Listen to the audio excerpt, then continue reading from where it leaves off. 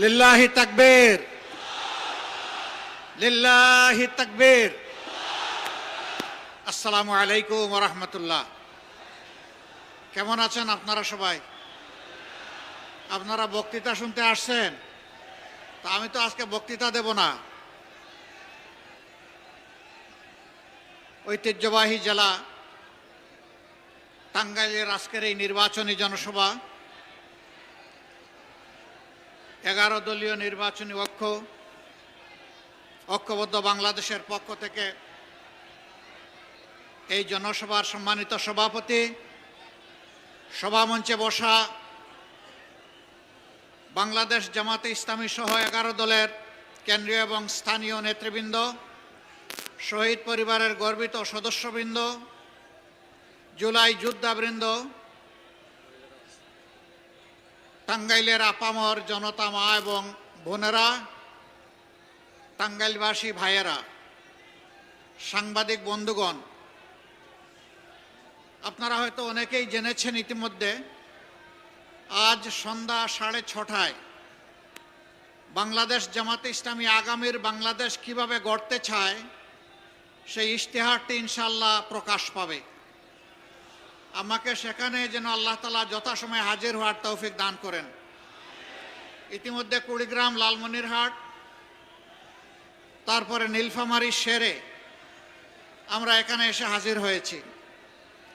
বাকি সময়টা আল্লাহ তাআলার সাহায্য চাই।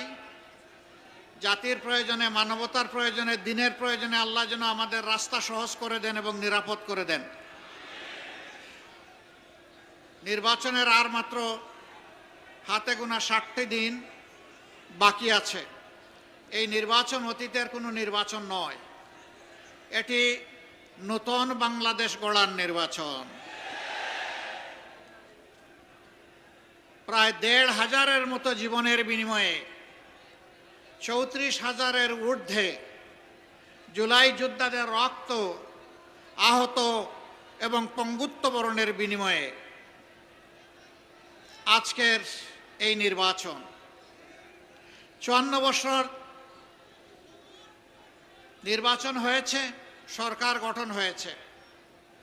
যারা সরকারে এসেছেন আসার আগে তারা জনগণকে সুন্দর সুন্দর কথা শুনিয়েছেন, ওয়াদা দিয়েছেন, কিন্তু ওয়াদার জায়গায় রয়ে গেছে, ওয়াদা তারা বাস্তবায়ন করেননি।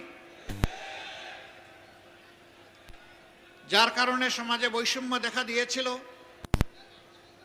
অপরাধ চরম মাত্রা ধারণ করেছিল, দুর্নীতি গোটা সমাজকে একদম ডুবিয়ে দিয়েছিল।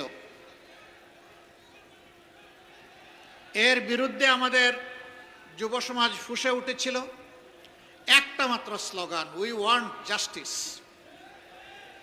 আমরা ন্যায় বিচার চাই, আমার বাঁচার জন্য অধিকার চাই, শিশুর জন্য শিক্ষা চাই, যুবকের যুবতীর জন্য কাজ চাই, মা বোনদের জন্য নিরাপত্তা চাই, ব্যবসায়ের জন্য নির্ভেজালভাবে শান্তিতে নিরাপদে ব্যবসা করার পরিবেশ চাই, কৃষকের জন্য জমিতে নিরাপদে উন্নত মানের ফসল ফলানোর সরঞ্জাম চাই, শ্রমিকের জন্য তার শ্রমের ন্যায্য বিনিময় চাই, কর্ম পরিবেশ চাই। এই সব কিছু ছিল উই ওয়ান্ট জাস্টিস। আমরা ন্যায় বিচার চাই। বাংলাদেশ জামাতে ইসলামের সবচেয়ে বড় মজলুম সংগঠন বাংলাদেশে। আর কোনো সংগঠনের শীর্ষ 11 জন নেতাকে শেখ হাসিনার সরকার খুন করে নাই। আর কোনো সংগঠনের নিবন্ধন কেড়ে নেয় নাই। আর কোনো সংগঠনের প্রতীক কেড়ে নেয় নাই। আর কোনো সংগঠনের সমস্ত অফিসগুলো তালাবদ্ধ করে রাখে নাই। আর কোনো সংগঠনের নেতৃবৃন্দের বাড়িঘর বোলডোজার দিয়ে ভেঙে দেওয়া হয় নাই। আর কোনো সংগঠনকে শেষ পর্যন্ত নিষিদ্ধ ঘোষণা করা হয় নাই। এটা একমাত্র সংগঠন বাংলাদেশ জামাতে ইসলামী। তবে আমরা বিশ্বাস করি যারা সরকারের বাইরে বিরোধী দল আমরা ছিলাম, সকলেই মজলুম ছিলেন। শুধু বিরোধী দলীয় নেতাকর্মীরা মজলুম ছিলেন না, এদেশের 18 কোটি মানুষ মজলুম ছিল। আলিম উলামা মজলুম ছিলেন, ছাত্র জনতা মজলুম ছিল, সাংবাদিক বন্ধুরা মজলুম ছিল, সুশীল সমাজের সদস্যরা মজলুম ছিল, ব্যবসায়ীরা মজলুম ছিল, কৃষক শ্রমিক সকলেই মজলুম ছিল। আগস্টের 5 তারিখ যখন আল্লাহ তাআলা সাময়িক মুক্তির ব্যবস্থা করে দিলেন, সেই মজলুম সংগঠন জামাতে ইসলামী উচ্ছ্বাস প্রকাশ করার জন্য মিছিল বের করে নাই, নির্বাচন দাবি করে নাই, কারো কাছ থেকে প্রতিশোধ নেওয়ার ঘোষণা দেয় নাই, হাজার হাজার মামলা বাণিজ্য করে মানুষকে হয়রানি করার সিদ্ধান্ত নেয় নাই, বরঞ্চ আল্লাহ তাআলার শুকরিয়া আদায় করার জন্য সিজদায় পড়েছে যে আল্লাহ তাআলা জগদ্দল পাথর আর ফ্যাসিজমের হাত থেকে বাংলাদেশকে মুক্ত করে দিয়েছেন। আলহামদুলিল্লাহ। আমরা সে রাতেই ঘোষণা করেছিলাম, কারো উপর থেকে আমরা প্রতিশোধ নেব না। এই জাতির সাক্ষী 18 কোটি মানুষ সাক্ষী, একটা মানুষের উপর থেকে আমরা প্রতিশোধ নেই নাই। আমরা বলেছিলাম আমাদের কর্মীরা, সহকর্মীরা আর্থিকভাবে দারুণ ক্ষতিগ্রস্ত হয়েছেন, কিন্তু তাই বলে হারাম পথ আমাদের কর্মীদের উপার্জনের রাস্তা নয়, আমরা চাঁদাবাজি করব না। বাংলাদেশের 18 কোটি মানুষ চাঁদাবাজি আমরা করি নাই। আমরা বলেছিলাম যারা আমাদেরকে মামলা দিয়ে দফায় দফায় জেলে নিয়েছে, কষ্ট দিয়েছে, রিমান্ডে নিয়ে আমাদের উপর নির্যাতন করেছে, আমাদের কাছ থেকে অবৈধভাবে টাকা আদায় করেছে, আমরা তাদের বিরুদ্ধে হাজার হাজার লক্ষ লক্ষ মামলা দেব না। আমরা বলেছিলাম প্রতীকী কিছু মামলা হবে যাতে বিচারহীনতার সংস্কৃতি তৈরি না হয়। আমরা বলেছিলাম আমাদের কর্মীদেরকে যারা মজলুম, সাবধান, মামলা দিতে কি একজন নিরপরাধ মানুষকে মামলার আসামি করা যাবে না। আমরা জাতির সাথে কথা রেখেছি। আপনারা শুনে অবাক হবেন, 8টি মামলা, আমাদের সর্বমোট মামলার সংখ্যাই 750। এর মাঝে 8টি মামলা আছে, আসামি মাত্র একজন। আমরা দ্বিতীয় জন খুঁজে পাই নাই, দ্বিতীয় জনের নাম আমরা লিখি নাই। শুধু তাই না, 5 তারিখের পর 6 তারিখ বাংলাদেশে আমাদের সামনে এখন যে ভাইয়েরা দেশের আইন শৃঙ্খলা পরিস্থিতিকে সামাল দিচ্ছেন, সঙ্গত কারণেই সেদিন তারা ছিলেন না। 5, 6, 7, 8 এই 4 দিন ছিলেন না। 6 তারিখ সকাল থেকে সমস্ত কর্মীদেরকে আমরা নামিয়ে দিয়েছিলাম, যাও এবার জনগণের হয়ে পাহারাদারের দায়িত্ব পালন করো। সবগুলা উপাসনালয়, সকল ধর্মের মসজিদ সহ ভালনারেবল হাউসেস, ঝুঁকিপূর্ণ বাড়িগুলো, ব্যবসা প্রতিষ্ঠানগুলো, মানুষগুলো, যেই সাহায্য চাইবে তাকেই পাহারা বসাও, তারই পাহারা দাও। রোদে শুকিয়ে বৃষ্টিতে ভিজে রাউন্ড দ্য ক্লক 24 ঘন্টা আমাদের কর্মীরা সেই দায়িত্ব পালন করেছে। এরপরে শহীদ পরিবারের পাশে দাঁড়ানোর চেষ্টা করেছে, আহত পঙ্গুদের পাশে দাঁড়িয়েছে, বন্যা এসেছে, ঝাঁপায় পড়েছে। আমরা সিজনাল পলিটিশিয়ান না, আমরা বসন্তের কুকিল না, যে যখন নির্বাচন আসবে তখন এসে নূতন রং ধারণ করে সুন্দর সুন্দর কথা নিয়ে আমরা হাজির হব না। আমরা তাই না। আপনারা সাক্ষী, 15.5 বছর আমাদের উপরে এত জুলুম হওয়ার পরেও আমরা একদিনের জন্য জনগণকে ছেড়ে কোথাও আমরা যাইনি। এই মাটি কামড় দিয়ে আমরা ছিলাম। আল্লাহ আমাদেরকে এখানে রেখেছিলেন। দফায় দফায় জেলে গিয়েছি, ঘর বাড়ি ছাড়া হয়েছি, অফিসে ঢুকতে পারি নাই, কিন্তু বাংলাদেশে ছিলাম। আলহামদুলিল্লাহ। এখনো আল্লাহ রেখেছেন। ইনশাআল্লাহ ভবিষ্যতে সুদিন দুর্দিন কি আসবে আল্লাহ ভালো জানেন। কথা দিচ্ছি, বাংলাদেশ ছেড়ে কোথাও যাব না ইনশাআল্লাহ। আছি, থাকবো, আপনাদের সুখেও থাকবো, ইনশাআল্লাহ দুঃখেও থাকবো। আমরা এখন একটি মানবিক বাংলাদেশ গড়ার স্বপ্ন দেখছি। এই স্বপ্ন কার? এটা আমার না, এটা জুলাই আন্দোলনের যোদ্ধাদের। তারা যে দেশটা দেখতে চেয়েছিল, আমরা সেই দেশটা গড়ার জন্য শপথ নিয়েছি। আপনারা আমাদের সাথে ইনশাআল্লাহ থাকবেন, থাকবেন ইনশাআল্লাহ। আলহামদুলিল্লাহ। তাইলে 12 তারিখের টার্নিং পয়েন্টে জাতির বাক বদলে দেওয়ার জায়গায় ঐতিহাসিক দায়িত্ব আমাদেরকে পালন করতে হবে ইনশাআল্লাহ। জুলাইয়ের যুবকেরা, তোমাদের কি শক্তি নিঃশেষ হয়ে গিয়েছে? এখনো সজাগ আছো? বুকে বল আছে? ইনশাআল্লাহ তাআলা লাজিম একটা সুষ্ঠু নির্বাচন এই জাতি আগামী 12 তারিখ আদায় করে ছাড়বে ইনশাআল্লাহ। আমি বিভিন্ন জায়গায় শুনতে পাচ্ছি যারা আমাদের মতো মজলুম ছিলেন 15.5 বছর, তারা এখন ভিন্ন ভূমিকায় অবতীর্ণ হয়েছেন, মানুষকে কষ্ট দিচ্ছেন, চাঁদাবাজি করছেন, দুর্নীতি করছেন, মামলা বাণিজ্য, দখল বাণিজ্য করছেন। শুধু তাই না, এখন নির্বাচন সামনে রেখে সম্ভাব্য নির্বাচনী এজেন্টদেরকে ঘরে ঘরে গিয়ে নাকি তারা হুমকি দিচ্ছেন। ভুলে যান, সেদিনের কবর রচনা হয়ে গেছে। আমার ভোট আমি দিব, তোমারটাও আমি দিব, এই দিন এখন আর নাই। আপনার ভোট আপনি দিবেন, আমারটা আমি দেব ইনশাআল্লাহ। আপনার পছন্দ মতো আপনার ভোট দেন, 18 কোটি মানুষ তাদের পছন্দ মতো তাদের ভোট দেবে। এখানে আবার গায়ের শক্তি, কালো টাকা, ইঞ্জিনিয়ারিং এবং ম্যানুভারিং কিছুই মানা হবে না। যেই যুবকরা খালি হাতে বুক ছিটিয়ে মুক্তি আনতে পেরেছে, সেই যুবকরা 12 তারিখও বিজয় লাভ করবে ইনশাআল্লাহ। আমাদের দুটো বুট। যুবকরা, যুব সমাজ, তোমরা আমাদের কাছে সেদিন মিছিল করে কারো কাছেই তোমরা বলনি আমাদেরকে আগামীতে বেকার ভাতা দিতে হবে। কোন যুবক বলেছিল? আমাদের যুবকরা কারো বেকার ভাতা চায় না।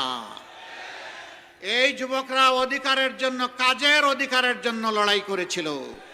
আমরা কথা দিচ্ছি তোমাদের হাতকে শিক্ষার প্রশিক্ষণ দিয়ে ভরে দেব ইনশাআল্লাহ। তারপরে তোমাদের মজবুত হাতে কাজগুলা তুলে দেব ইনশাআল্লাহ। এরপরে বলবো আমাদের বাংলাদেশটা তোমরা গড়ে দাও।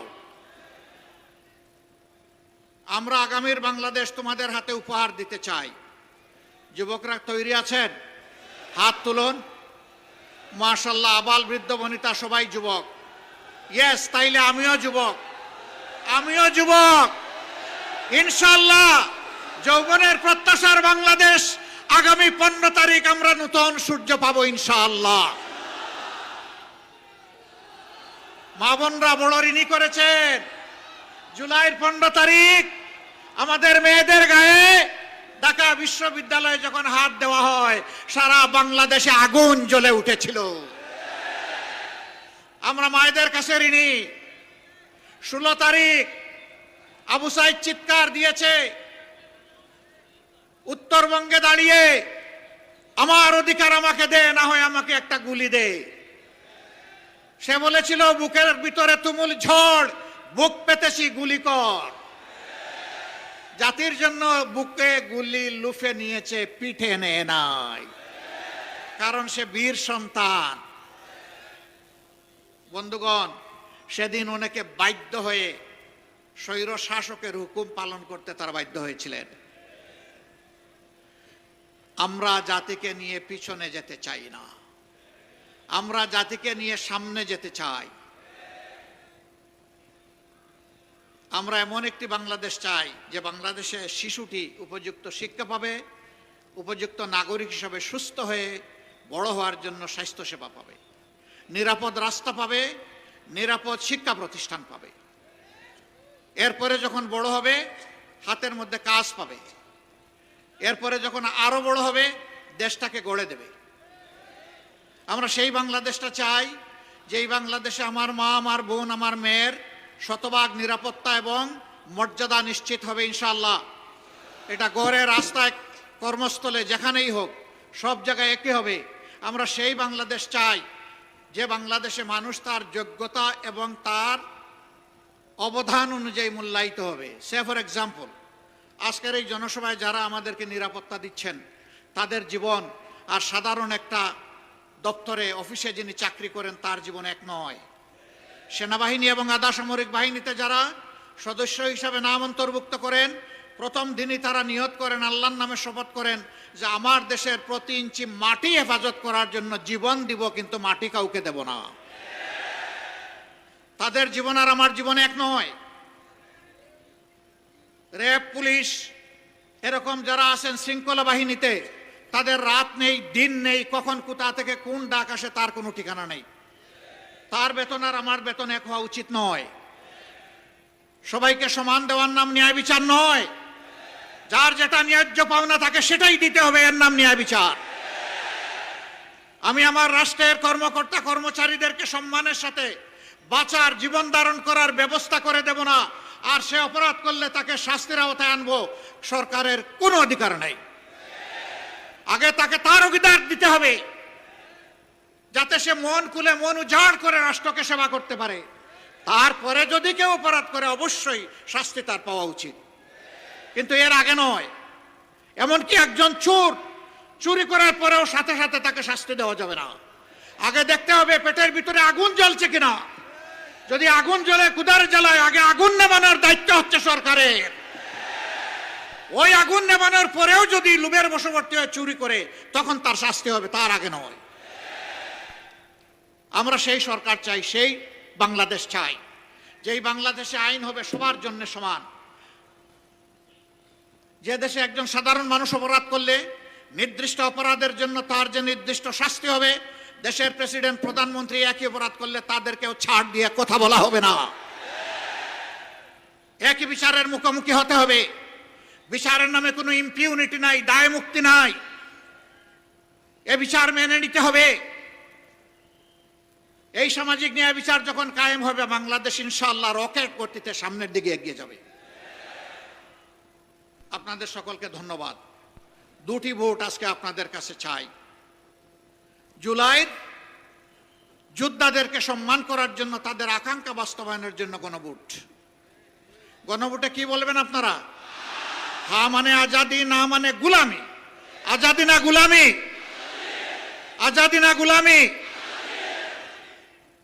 ইনশাআল্লাহ সারা টাঙ্গাইল বাসীকে নিয়েই আমরা হা ভোট দেব এবং হায়ের বিজয় হবে ইনশাআল্লাহ।